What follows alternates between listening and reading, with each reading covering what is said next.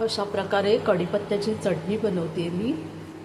थोडे जवस, सुकं खोबरं, कढीपत्ता आणि सफेद तीळ हे शेंगदाणे भाजून अशा प्रकारे मी त्यांना सालं काढून घेते आणि ही लसूण सोललेली ती पण त्यामध्ये ॲड करणार आहे भाजून। हे सगळं मी भाजून घेतलं आहे आणि नंतर लाल मिरची पावडर टाकून मिक्सरमध्ये फिरवून घेणार दरदरीत, म्हणजे असं काय खूप बारीक नाही करणार।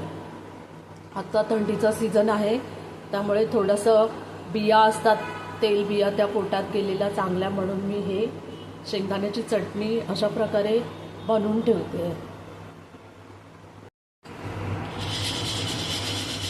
अशा प्रकारे सगळी शेंगदाण्याची सालं मी काढून घेतली।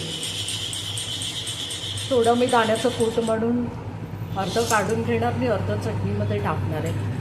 चटणी रेडी झाली की मी दाखवते।